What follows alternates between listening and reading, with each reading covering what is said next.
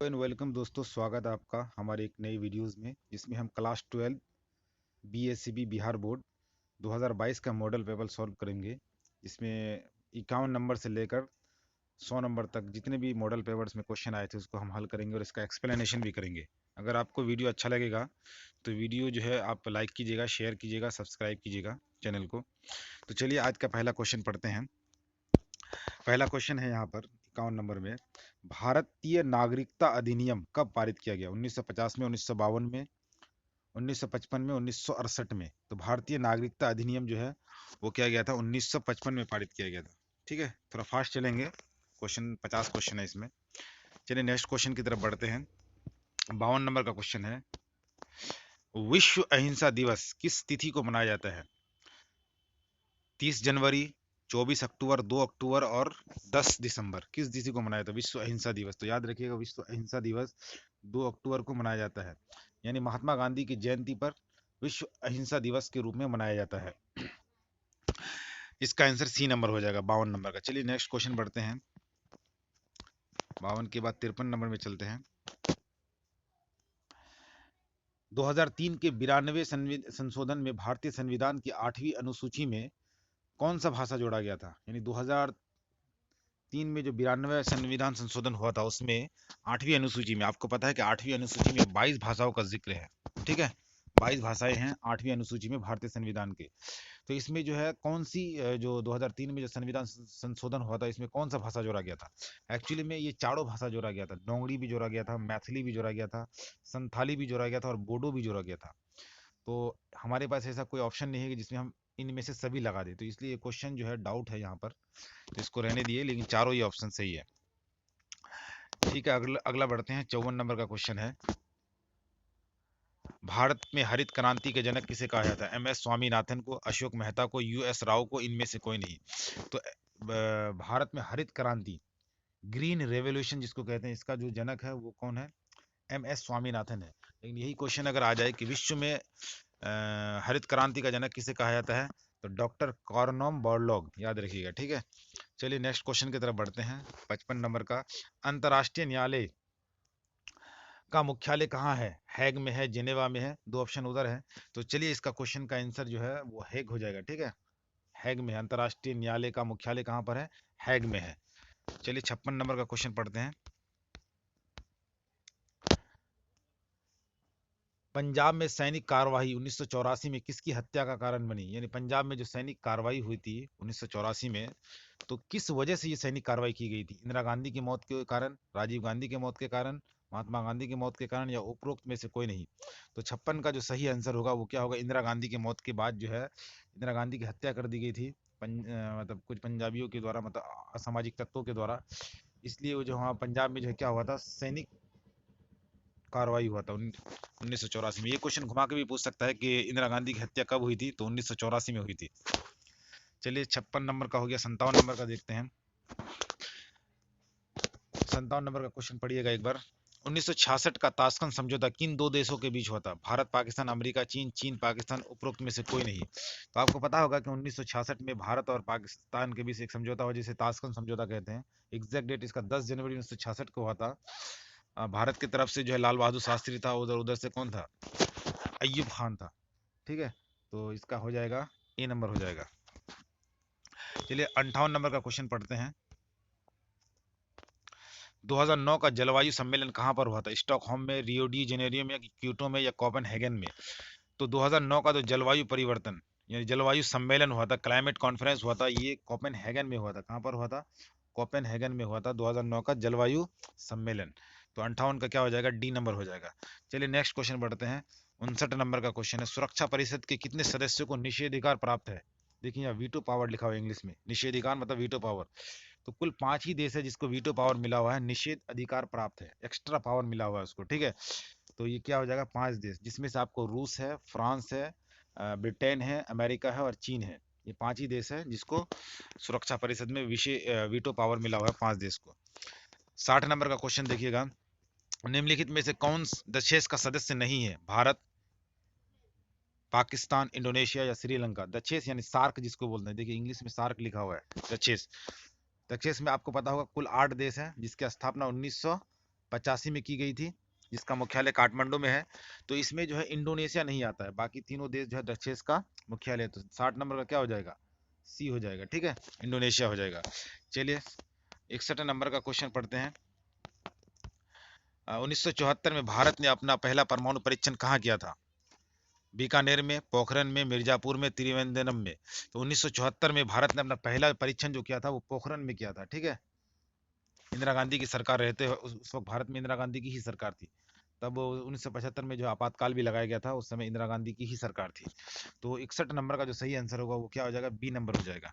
चलिए next question की तरफ बढ़ते हैं। 62 नंबर का, सुंदरलाल बहुगुणा का संबंध इनमें से किससे है? नर्मदा बचाओ आंदोलन से, ऑपरेशन फ्लड से, चिपको आंदोलन से, या संपूर्ण क्रांति से? तो सुंदरलाल बहुगुणा का संबंध जो है यहाँ पर चिपको आंदोलन से है। किससे है? चिपको आंदोलन। चिपको आंदोलन कहाँ पर हुआ था? तो उत्तराखंड में हुआ था, याद रखिएगा। 63 नंबर का क्वेश्चन देखिए, 1962 का बार्डुंग सम्मेलन कहाँ पर हुआ था? इंडोनेशिया में, श्रीलंका में, भारत में, या पाकिस्तान में? तो 1955 में बार्डुंग का एक बार्डुंग एक शहर है जो इंडोनेशिया में पड़ता है। बस ये पूछा है कि बार्डुंग का सम्मेलन कहाँ था, कहाँ हुआ था? तो इंडोनेशिया में हुआ था। चलिए 63 का हो गया। 64 नंबर का देखते हैं क्वेश्चन। भारत में लौह पुरुष के नाम से किसे जाना जाता है, यानी आयरन मैन के नाम से किसे जाना जाता है? Iron man of India. तो आयरन मैन ऑफ इंडिया जो है महात्मा गांधी को जाना जाता है, पंडित जवाहरलाल नेहरू को जाना जाता है, या सरदार पटेल को जाना जाता है, या इनमें से कोई नहीं? तो याद रखिएगा, आयरन मैन ऑफ इंडिया जिसको लौह पुरुष कहा जाता है, इसको सरदार पटेल को जाना जाता है। ये सरदार पटेल, एक और चीज याद रखिएगा, ये भारत का पहला गृह मंत्री था, और भारत का एकीकरण करने में सबसे ज्यादा जो महत्वपूर्ण भूमिका निभाई वो सरदार पटेल ने ही निभाई थी। तो 64 का आंसर सी हो जाएगा, ठीक है। चलिए 65 नंबर का क्वेश्चन देखते हैं। अंतर्राष्ट्रीय श्रम संगठन एक विशिष्ट अभिकरण है, सार्क का, यूरोपीय संघ का, संयुक्त राष्ट्र संघ का, आसियान का? तो याद रखिएगा, अंतर्राष्ट्रीय श्रम संगठन जो है ये यूएनओ का पार्ट है ना, यूनाइटेड नेशन ऑर्गेनाइजेशन या संयुक्त राष्ट्र संघ का हिस्सा है। तो 65 नंबर का जो सही आंसर होगा वो क्या होगा, सी नंबर हो जाएगा, ठीक है। अगला क्वेश्चन बढ़ते हैं 66 नंबर का।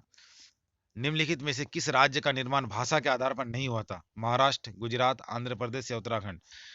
तो भाषा के आधार पर जिस राष्ट्र का निर्माण नहीं हुआ था राज्य का, वो था उत्तराखंड, ठीक है।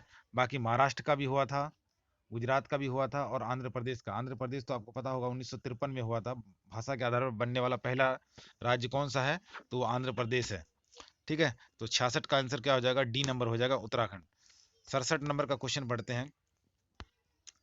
67 नंबर का क्वेश्चन देखते हैं। किस वर्ष पश्चिमी राष्ट्रों ने नाटो की स्थापना की? ठीक है, नाटो की स्थापना किस वर्ष की? देखिएगा यहाँ पर हिंदी में लिखा हुआ है नाटो, इंग्लिश में NATO लिखा हुआ है, national Atlantic treaty North Atlantic treaty organization जिसका फुल फॉर्म होता है, ठीक है। तो नाटो की स्थापना जो है ये एक अमेरिका का सैनिक गुट है, मतलब अमेरिका के कुछ देशों को मिलाकर, ठीक है, और भी कुछ देश है। तो इसकी स्थापना कब हुई थी? 1949 में हुई थी। 67 नंबर का सी नंबर हो जाएगा। चलिए 68 नंबर के क्वेश्चन में चलते हैं। गुट निरपेक्ष सम्मेलन के प्रथम शिखर सम्मेलन के अध्यक्ष कौन थे? जवाहरलाल नेहरू, अब्दुल नासिर, सुकर्णो, या मार्शल टीटो? तो गुट निरपेक्ष सम्मेलन का जो पहला शिखर सम्मेलन हुआ था उसका जो चेयरमैन था, यानी अध्यक्ष था, वो कौन था? मार्शल टीटो था, याद रखिए। इसका नंबर आंसर क्या हो जाएगा, 68 का डी नंबर हो जाएगा। चलिए नेक्स्ट क्वेश्चन चलते हैं।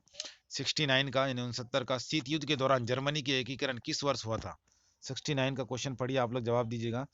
जर्मनी का जो एकीकरण हुआ था वो कब हुआ था? तो याद रखिएगा, ये अक्टूबर 1990 को हुआ था जर्मनी का एकीकरण। इससे पहले जर्मनी दो हिस्सों में बटा हुआ था, ठीक है। चलिए नेक्स्ट क्वेश्चन में बढ़ते हैं। 70 नंबर का क्वेश्चन। अंतरराष्ट्रीय अणु ऊर्जा अभिकरण की स्थापना कब हुई थी? 1956 में, 1957 में, 1968 में, 58 में, 1959 में? तो अंतरराष्ट्रीय अणु ऊर्जा अभिकरण की स्थापना कब हुई थी? 1957 में हुआ था, याद रखिएगा इसको, ठीक है। 71 नंबर का क्वेश्चन देखिएगा। सूचना का अधिकार कानून किस वर्ष लागू हुआ था? 2002 में, 2003 में, 2004 में, या 2005 में? इसको RTI भी बोलता है, ठीक है, राइट टू इंफॉर्मेशन, है ना, जिसकी शुरुआत सबसे पहले राजस्थान से हुई थी। तो ये जो है 2005 में लागू हुआ था। चलिए नेक्स्ट क्वेश्चन की तरफ बढ़ते हैं। 72 नंबर का। बांग्लादेश एक स्वतंत्र देश किस वर्ष हुआ? मतलब बांग्लादेश में जो है, बांग्लादेश को, मतलब पहले बांग्लादेश और पाकिस्तान एक ही था, उसको दो नामों से जाना जाता है। बांग्लादेश को पूर्वी पाकिस्तान और एक था पश्चिमी पाकिस्तान। तो बांग्लादेश में वहां पर एक नेता था जो संघर्ष कर रहे थे सबसे ज्यादा, जिसका नाम है, वो था शेख मुजीबुर रहमान। तो उन्हीं लोगों के संघर्षों के बदौलत बांग्लादेश को जो है स्वतंत्र राज्य घोषित किया गया, वो 1971 में किया गया था, ठीक है। 72 नंबर का हो जाएगा बी। चलिए नेक्स्ट क्वेश्चन चलते हैं। 72 के बाद 73 में चलते हैं।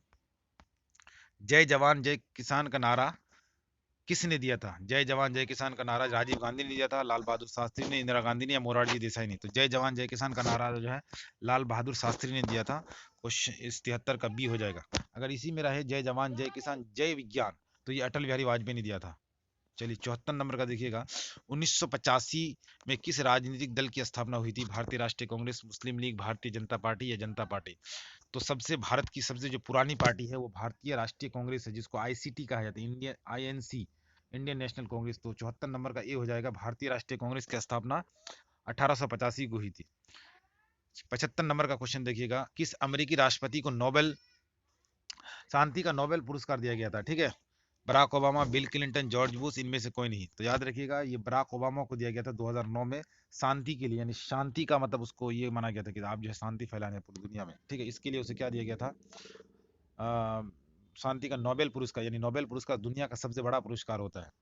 ये कई क्षेत्रों में दिया जाता है, साहित्य में दिया जाता है, और भी चीज़ों में दिया जाता है। आप मतलब मेडिकल लाइन में भी दिया जाता है, चिकित्सक क्षेत्र में। तो ये दिया गया था, बराक ओबामा को दिया गया था। बराक ओबामा के बाद भारत का राष्ट्रपति बना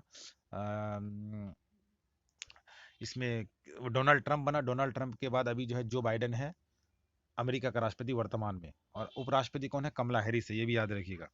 75 नंबर के बाद चलते हैं हम लोग 76 नंबर के क्वेश्चन में।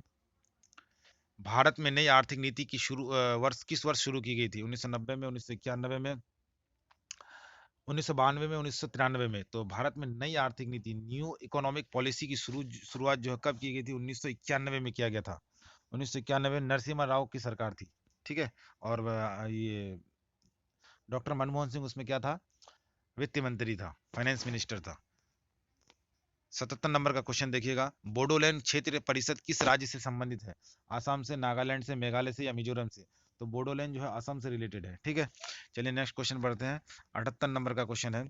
परमाणु अप्रसार संधि पर किस देश ने हस्ताक्षर नहीं किया? ईरान, उत्तरी कोरिया, और अगला ऑप्शन यहाँ पर है भारत और चीन। तो याद रखिएगा अप्रसार संधि पर जो है भारत ने ही हस्ताक्षर नहीं किया था, ठीक है। तो इसका आंसर हो जाएगा सी नंबर 78 का। 69 में 79 में चलते 79 में। अमेरिका में वर्ल्ड ट्रेड सेंटर पर हमला कब हुआ था? 9 सितंबर 2001, 11 सितंबर 2001, 9 सितंबर 2002, इनमें से कोई नहीं। तो इसका जो सही आंसर होगा वो क्या होगा? 11 सितंबर 2001 को। पता होगा आप लोगों को कि अमेरिका में इसको 9/11 का हमला भी कहा जाता है, ठीक है। अमेरिका में पहले महीना लिखा जाता है, उसके बाद दिन लिखा जाता है, और हमारे इंडिया में इसका उल्टा होता है, पहले दिन लिखा जाता है, उसके बाद महीना लिखा जाता है। इसीलिए ये 11 सितंबर 2001 को हुआ था इसका। 80 नंबर का क्वेश्चन देखिएगा। भारत में अब कितने राज्य हैं वर्तमान में? तो भारत में वर्तमान में 28 राज्य है, और आठ आठ आठ जो है क्या है? 8 केंद्र शासित प्रदेश है। 8 क्या है? केंद्र शासित प्रदेश है, ये भी याद रखिएगा, ठीक है, केंद्र शासित प्रदेश है। चलिए नेक्स्ट क्वेश्चन बढ़ते हैं। 81 नंबर का क्वेश्चन। किस वर्ष में विश्व व्यापार संगठन की स्थापना हुई थी? 1945, 1965, 1975, 1995? विश्व व्यापार संगठन की स्थापना, WTO जिसको वर्ल्ड ट्रेड ऑर्गेनाइजेशन, तो इसकी स्थापना जो है 1 जनवरी 1995 को हुई थी। तो सॉरी 1 जनवरी 1995 डी नंबर में आपका, ठीक है। 1 जनवरी 1995 में। इसका पुराना नाम गेट था, GATT गेट, ठीक है। इसको इसको बदल के क्या दिया गया है? विश्व व्यापार संगठन दिया गया, जिसमें मजदूरों की बात की गई है, मजदूरों के हित की बात कही गई है, उसको रोजगार देने की बात कही गई है ना, रोजगार का अवसर देने की बात कही गई है। चलिए नेक्स्ट क्वेश्चन देखते हैं। 82 नंबर का क्वेश्चन। संयुक्त राष्ट्र दिवस किस तिथि को मनाया जाता है? 12 जनवरी, 15 अगस्त, 30 जून, 24 अक्टूबर? तो इसका जो सही आंसर होगा वो 24 अक्टूबर होगा। आपको पता होगा यूएनओ की जब स्थापना हुई थी वो 24 अक्टूबर 1945 को हुआ था, इसलिए 24 अक्टूबर को हर साल संयुक्त राष्ट्र दिवस मनाया जाता है। नेक्स्ट क्वेश्चन है 83 नंबर का क्वेश्चन। सिंधु जल संधि भारत और निम्न में से किस देश के बीच हुई थी? पाकिस्तान, श्रीलंका, अफगानिस्तान, या चीन के बीच? तो सिंधु जल समझौता पाकिस्तान के बीच हुआ था, पाकिस्तान और इंडिया के बीच हुआ था। 83 नंबर का हो जाएगा ए नंबर। अगला क्वेश्चन है 84 नंबर का। बर्लिन की दीवार कब बनाई गई थी? बर्लिन की दीवार 1950 में, 1961 में, 1965 में, या 1960 में? तो बर्लिन की दीवार 1961 में बनाया गया था, और इसको गिराया गया था 1989 में। 84 का बी हो जाएगा। 85 का देखिए, क्योटो संधि कब हस्ताक्षरित की गई थी, यानी क्योटो संधि पर, एग्रीमेंट पर कब साइन किया गया था? 1995 में, 1997 में, 1998 में या 2002 में? तो क्योटो जो संधि हुआ था उस पर 1997 में किया गया था। क्योटो जापान में है, याद रखिएगा इसको। 86 नंबर का क्वेश्चन है, वैश्वीकरण किस विचारधारा पर आधारित है? समाजवाद, साम्यवाद, उदारवाद या अराजकतावाद? तो वैश्वीकरण उदारवाद पर आधारित है, लिबरलिज्म पर आधारित है। 87 नंबर का क्वेश्चन देखिएगा, मनरेगा कार्यक्रम की शुरुआत किसके द्वारा की गई थी? अटल बिहारी वाजपेयी के द्वारा, इंद्र कुमार गुजराल के द्वारा, मनमोहन सिंह के द्वारा या एच डी देवगौड़ा के द्वारा? तो मनरेगा कार्यक्रम की शुरुआत मनमोहन सिंह के द्वारा किया गया था 2005 के आसपास। 88 नंबर का क्वेश्चन देखिएगा, भारत में प्रतिबद्ध नौकरशाही के विचार का समर्थन किसने किया था? राजेंद्र प्रसाद ने, जवाहरलाल नेहरू ने, लाल बहादुर शास्त्री ने या इंदिरा गांधी ने? तो प्रतिबद्ध नौकरशाही का विचार का समर्थन यानी सपोर्ट इंदिरा गांधी ने किया था। 88 का आंसर हो जाएगा डी नंबर। 89 का, सौराष्ट्र किस राज्य में आता है? महाराष्ट्र में, गुजरात में, राजस्थान में या कर्नाटक में? सौराष्ट्र जो है वो गुजरात में आता है, गुजरात का ही एक सिटी है। 90 नंबर का क्वेश्चन देखिए उसके बाद, उल्फा किस देश का एक आतंकवादी संगठन है? श्रीलंका का, पाकिस्तान का, भारत का या रूस का? तो उल्फा जो है ये भारत का आतंकवादी संगठन है। तो 90 का हो जाएगा सी नंबर। 91 का क्वेश्चन देखिएगा, महिलाओं को सार्वजनिक क्षेत्र में काम करने का अधिकार नहीं है, ये किसने कहा था? कि महिलाएं जो है पब्लिक प्लेस पर काम नहीं कर सकती, पब्लिक सेक्टर में काम नहीं कर सकती, जैसे कोई कंपनी हो गया या किसी पुलिस में या इसमें। तो ये बात अरस्तु ने कहा, जिसको अरिस्टोटल कहा जाता है, ठीक है। तो 91 का आंसर बी हो जाएगा। 92 का क्वेश्चन देखिएगा, भाखड़ा नांगल बांध किस नदी पर स्थित है? गंगा, कावेरी, सतलज या सिंधु? तो भाखड़ा नांगल बांध जो है वो सतलज नदी पर है। 92 का हो जाएगा सी नंबर। 93 का क्वेश्चन देखिएगा,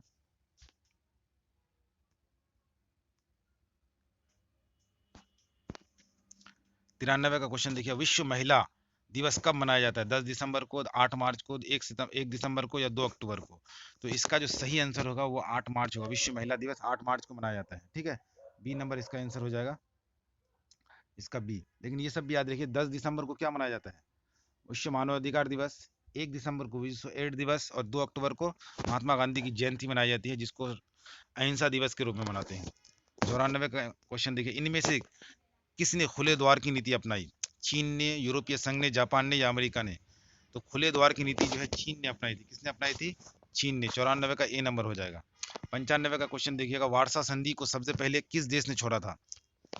तो सबसे ज्यादा कंफ्यूजिंग वाला क्वेश्चन है ये। तो वार्सा संधि को किस देश ने सबसे पहले छोड़ा था? तो इसका सही आंसर यूगोस्लाविया हो जाएगा। किसी किसी किताब में अल्बानिया भी लिखा हुआ है, तो अभी इसका आंसर बी नंबर मान के चलिए। 95 का हो जाएगा बी नंबर।